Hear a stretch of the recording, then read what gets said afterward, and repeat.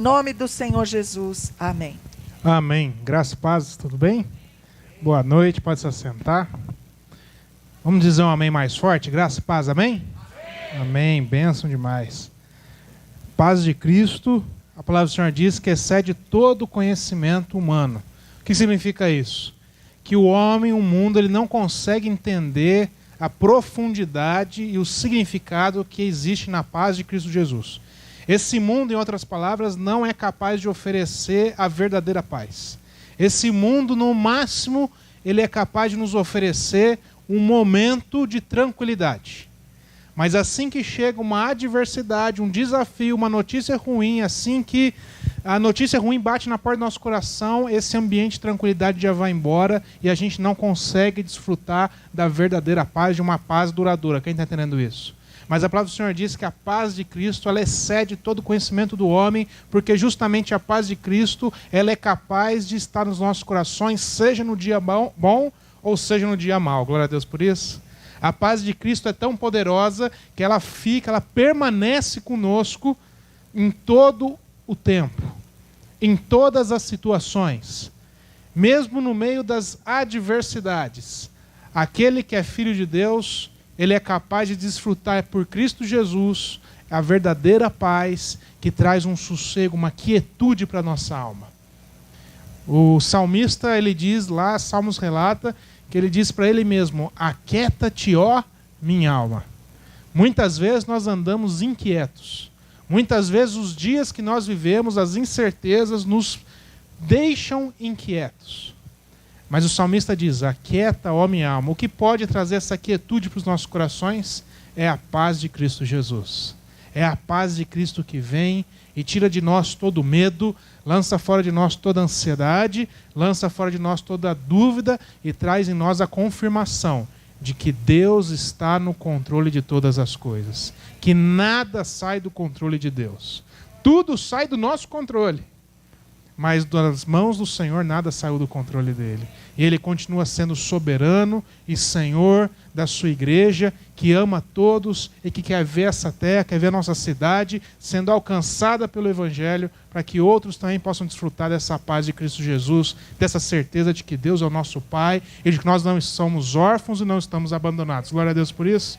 É por isso que quando a gente diz que a graça e a paz esteja conosco, a gente diz amém, a gente aceita, a gente recebe ela, e é por isso que eu enfatizo, diga amém, porque a gente confirma que essa paz está conosco, amém?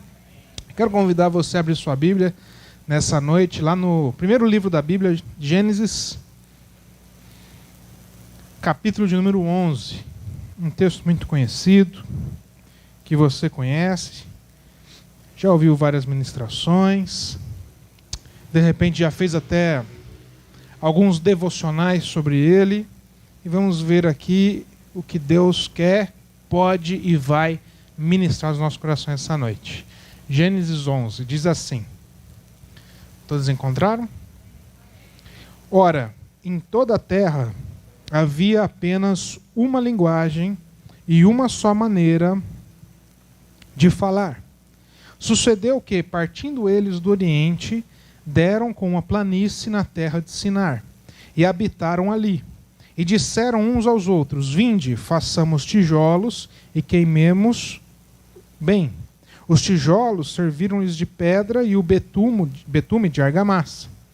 Disseram: vinde, edifiquemos para nós uma cidade e uma torre, cujo topo chegue até os céus, e tornemos célebre o nosso nome, para que não sejamos espalhados por toda a terra.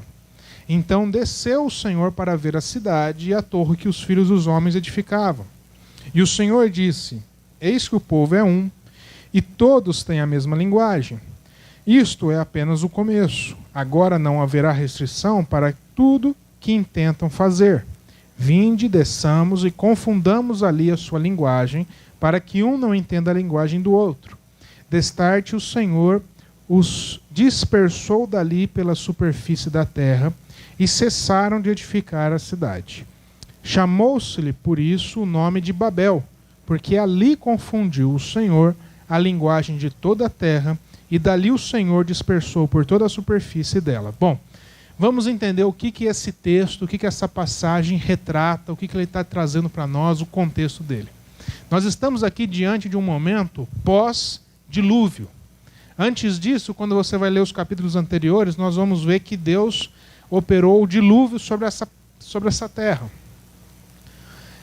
E aí, o que foi o dilúvio? O que aconteceu no dilúvio? O que ocasionou e motivou Deus ter a atitude de derramar o dilúvio sobre a terra?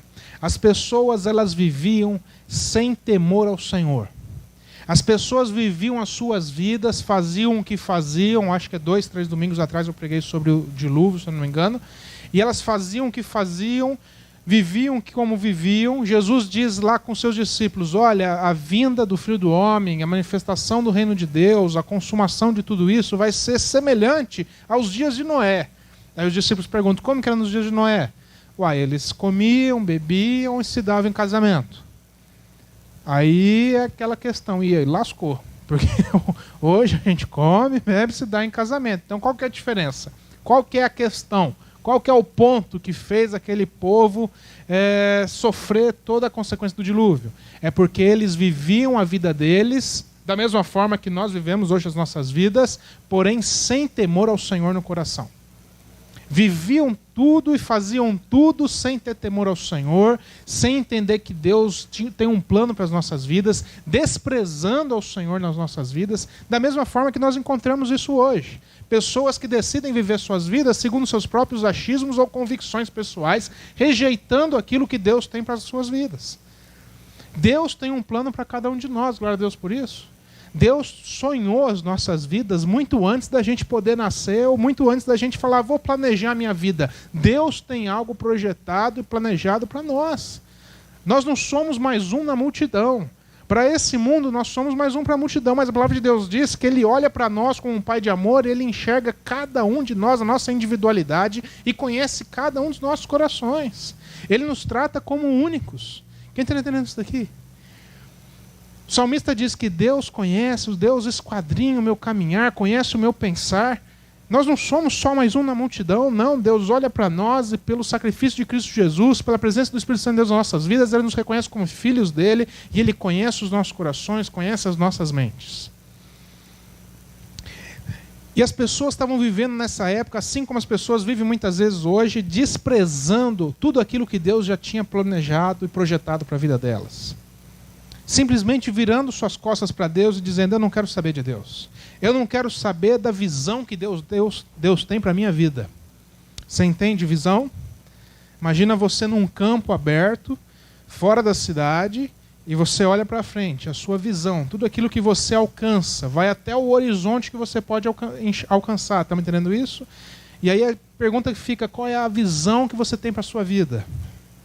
E a pergunta que fica ainda mais, essa visão que você tem para a sua vida, você que projetou ela, você que construiu ela, ou ela é fruto de oração, fruto de um tempo de comunhão com o Pai, e você entende que essa visão que você está vivendo na sua vida hoje é algo que Deus projetou para você. Quem está entendendo isso? Será que aquilo que nós estamos vivendo para a nossa vida, aquilo que nós estipulamos, aquilo que nós projetamos, colocamos como alvo, como sonho, a visão que está direcionando as nossas vidas, ela é compatível com aquela que o Senhor tem para nós? Essa é a grande pergunta que fica. Porque esse povo, no tempo de Noé, eles viviam a sua vida ignorando a Deus e vivendo as suas vidas deliberadamente na prática do pecado. Não bastava pecar, mas escolheram viver deliberadamente na prática do pecado. Vem o dilúvio, o Senhor enxerga na individualidade de Noé, preserva Noé, preserva a sua família, e a Bíblia vai dizer que vai acabar o dilúvio, e aí a terra vai ser repopulada, e vai crescer tudo de novo, e as coisas vão acontecendo, e a vida é dinâmica, a vida vai acontecendo. E nós chegamos aqui num ponto, pós-dilúvio, que a história se repete. As pessoas voltaram a viver as suas vidas sem temor ao Senhor. Voltaram a viver as suas vidas desprezando aquilo que Deus tinha para elas. Voltaram a viver as suas vidas segundo os seus próprios achismos e convicções, segundo as suas visões pessoais, vivendo deliberadamente no pecado. Estamos entendendo isso daqui? E pós-dilúvio, as pessoas estavam com medo. Essa nova geração que tem aqui é uma geração que tinha medo de morrer novamente por conta do dilúvio. E ao invés delas viverem a vida delas buscando ao Senhor, vivendo a vontade de Deus, que Romanos diz que a vontade de Deus é boa, perfeita e agradável, o que elas fizeram? Vamos fazer o seguinte, olha só.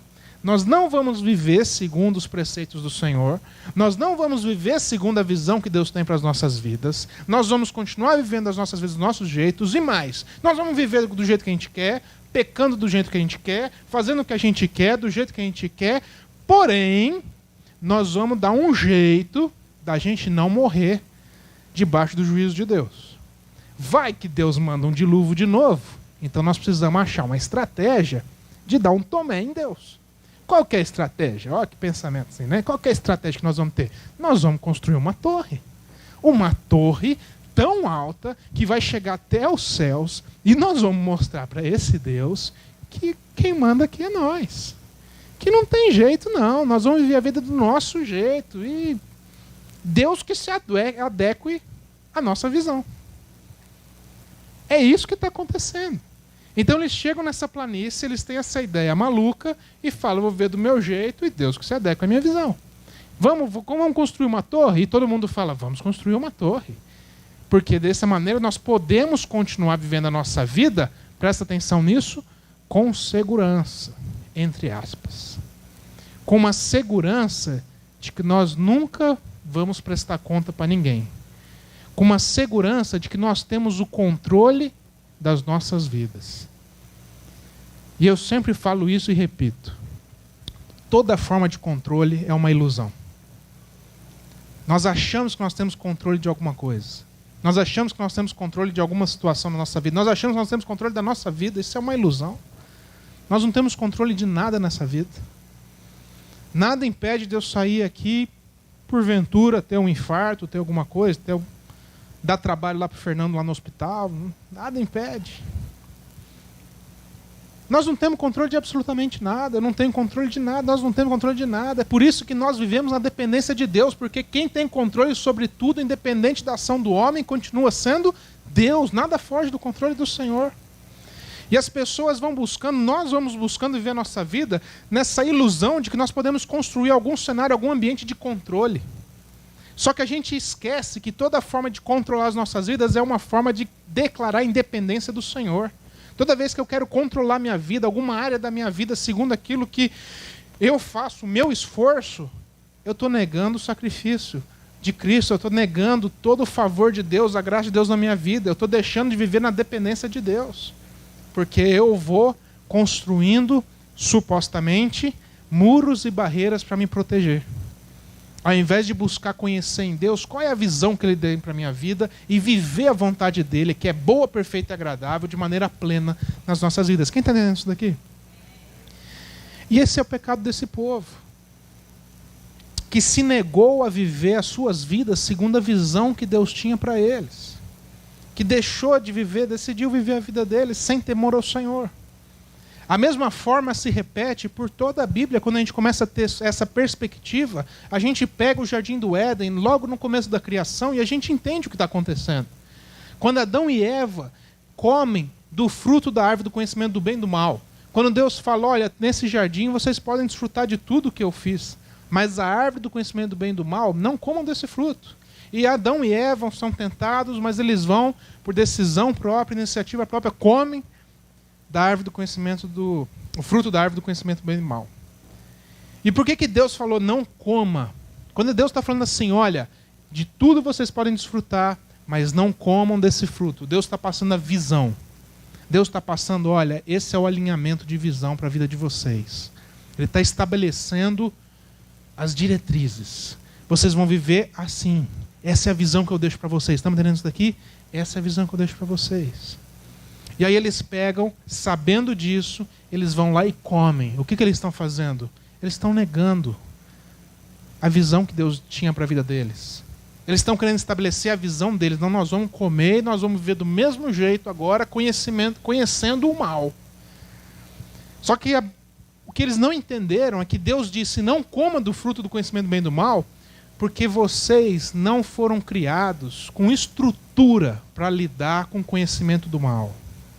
Nós não temos estrutura, meus irmãos, para lidar com o conhecimento do mal. É por isso que hoje nós temos tanta dificuldade para lidar com o nosso egoísmo. Tanta dificuldade para fazer morrer a nossa natureza egoísta. Tanta dificuldade nas nossas relações pessoais uns com os outros, de saber ceder, de saber ser solidário, de saber ser altruísta, de saber se calar para o benefício da relação. Não, a gente quer sempre o quê? Que a nossa razão seja estabelecida, que a nossa voz seja ouvida. Nós queremos sempre a relação onde nossos direitos possam prevalecer, mas os nossos deveres a gente não quer ter que cumprir. Quem está entendendo isso? É por isso que nós temos tantas relações da sociedade deturpadas. É por isso que nós vivemos pessoas com tanta dificuldade de amar, com tanta dificuldade de se solidarizar, de seguir, de cumprir, de viver em paz uns com os outros.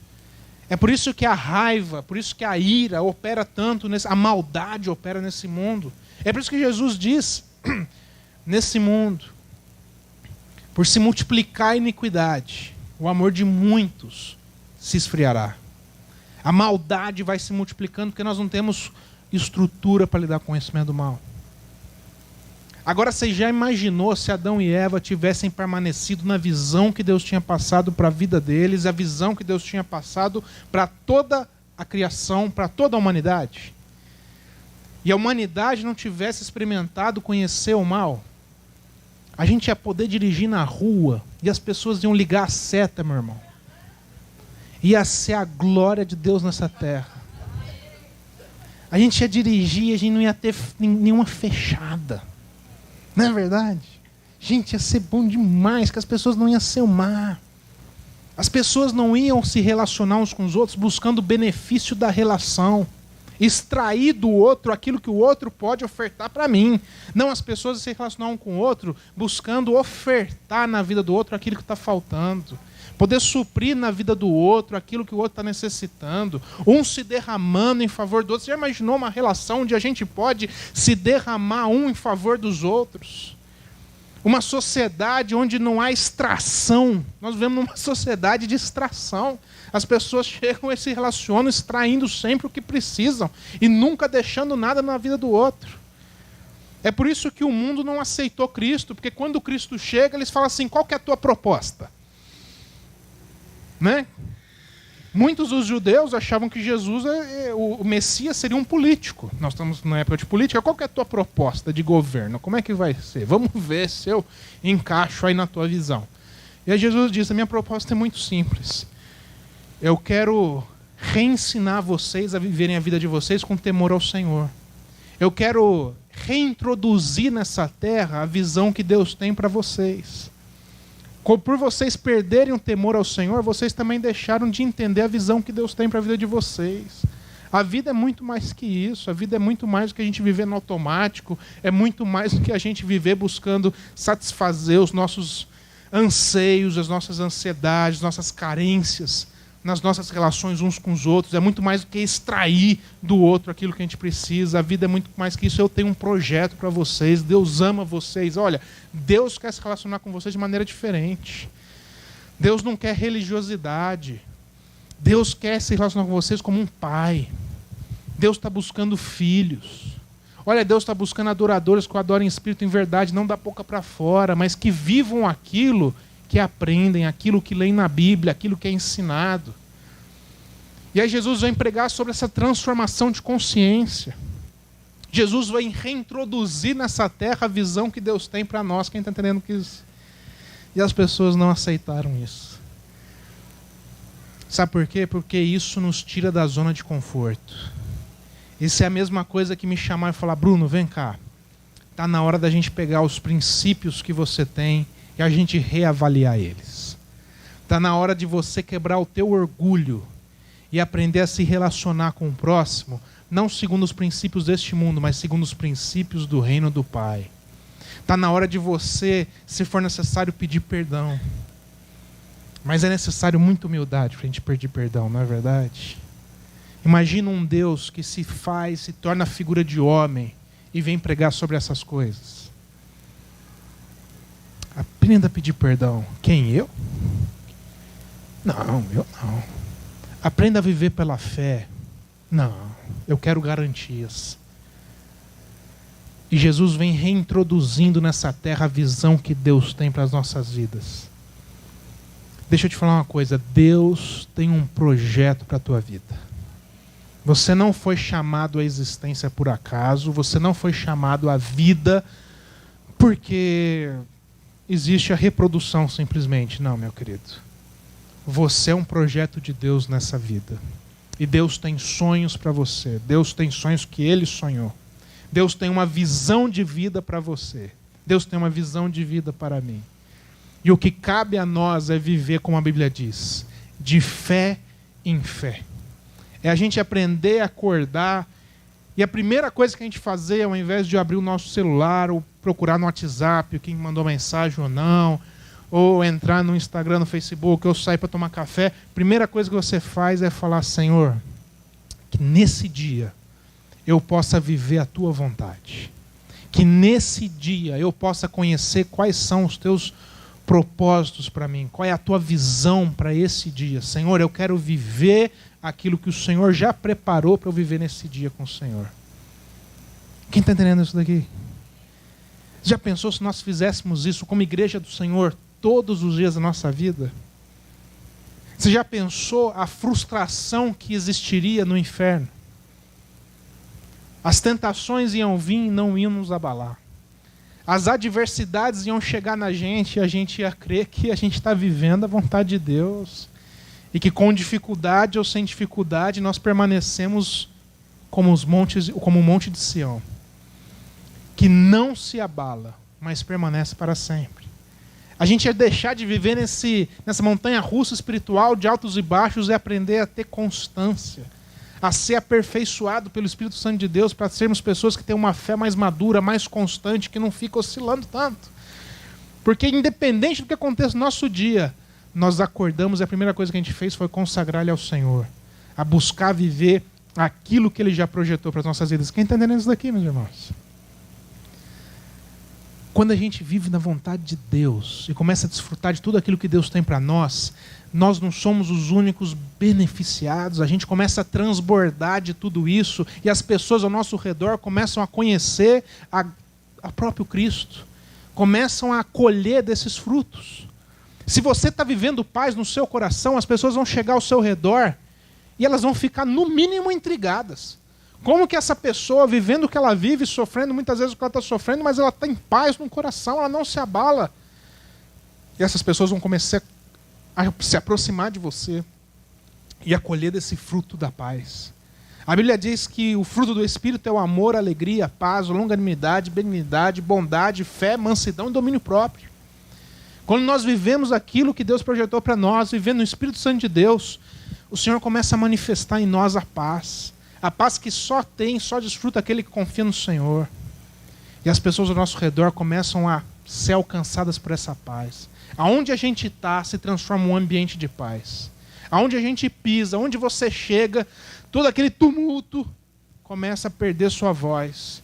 E a paz de Cristo começa a gritar muito mais alto. Sem você perceber, você já está manifestando o reino de Deus. Quem está entendendo isso daqui? Quando você vive o amor de Deus na tua vida, a palavra de Deus diz que a natureza de Deus é o amor. Aquele que não ama não conhece a Deus, porque Deus é amor. Essa é a natureza do Pai. Quando a gente vive esse amor, a gente também manifesta esse amor nas nossas relações, com uma linguagem menos agressiva, com a demonstração de paciência. Isso é manifestar o amor de Deus. Com uma capacidade de compreender melhor o nosso próximo. Isso é manifestar o amor de Deus, não é verdade? Quando a gente recebe dessa alegria do Senhor, essa alegria de saber que nós não somos órfãos, pessoas sem referência. Não, nós temos um Deus que nos ama. E que passando no dia bom, no dia mau, Ele continua nos amando e cuidando de nós. Ele nunca muda. Eu errando ou eu acertando, Deus não deixa de me amar. Ele continua me amando. Isso me enche de alegria. Saber que quem traz toda a provisão e cuida de mim é o Senhor. E aí eu começo a transbordar dessa alegria. E pessoas começam a receber essa alegria. E ambientes que eu chego onde tem tristeza, as pessoas começam a ser contagiadas por essa alegria.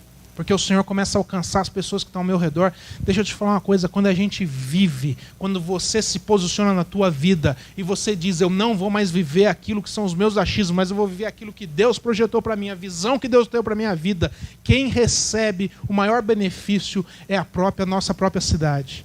Quando a igreja de Cristo passa a viver a visão que Deus tem para a vida delas, meus irmãos, isso não é para benefício nosso. Isso é para que as pessoas, para toda a nossa sociedade, a cidade que nós vivemos, possa ser alcançada pelo Evangelho e pela transformação que existe por meio do Evangelho. Quem está entendendo isso?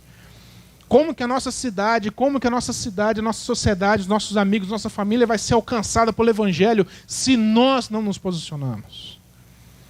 Como que ela vai ser alcançada e vai ser transformada se a igreja de Cristo não está vivendo a visão que Deus tem para a vida dela? Então hoje, essa noite, Deus está nos chamando. Deus está nos convidando. Deus está dizendo, filho, filha, viva a visão que eu tenho para a tua vida. Eu tenho planos muito maiores, sonhos muito mais altos.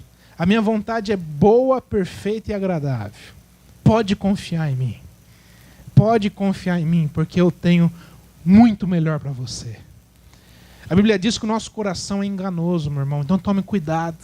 Porque muitas vezes, cheio de boas intenções, nós planejamos, nós sonhamos, mas o nosso coração é enganoso.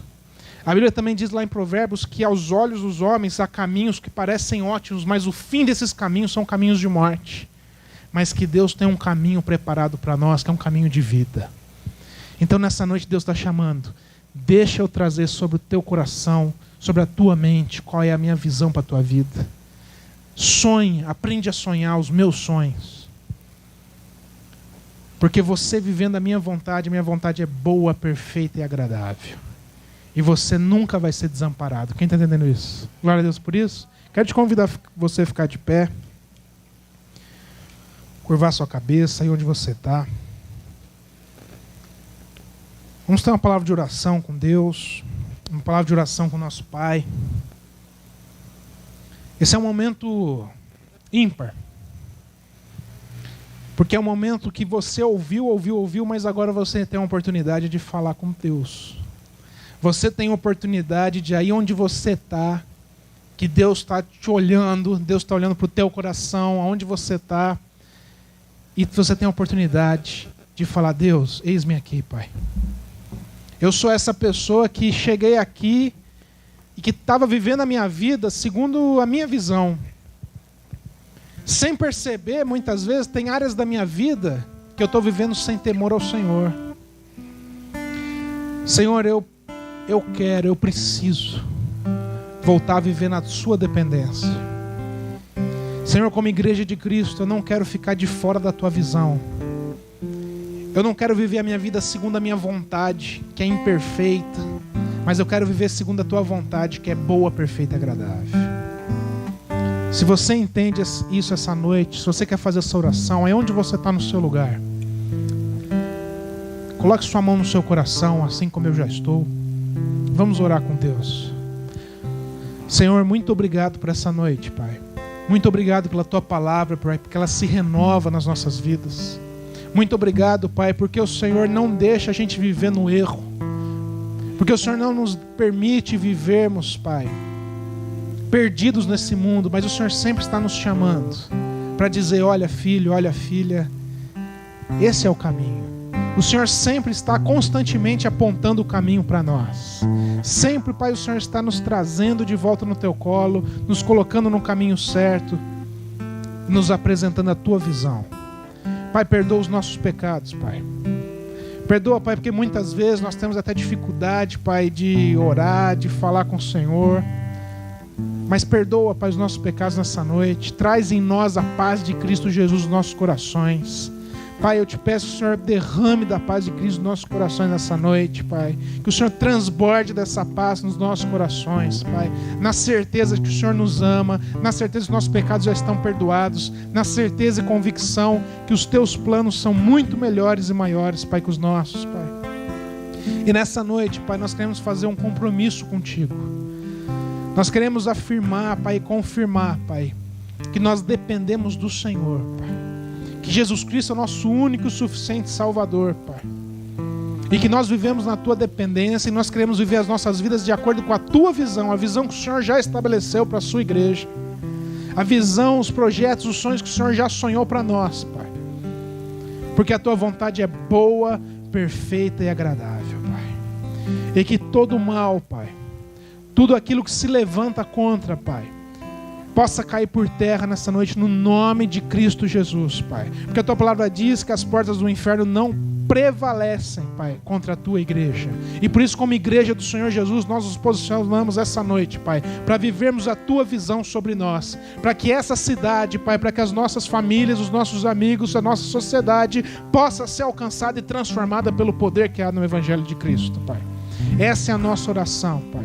Eu te agradeço pela vida de cada um aqui esta noite. Peço, Pai, que o Senhor esteja durante essa semana trabalhando, Pai, essa semente que é a tua palavra, Pai, para que ela possa frutificar e crescer. Nos livra de todo mal, Pai, e cuida de nós, Pai, porque nós somos os teus filhos e o Senhor é o nosso Pai. É a nossa oração em nome de Cristo Jesus. Quem concorda, diga amém. Você pode dar uma salva de palmas para Jesus? Amém? Aleluia. Glória a Deus. Eu quero chamar a equipe de louvor.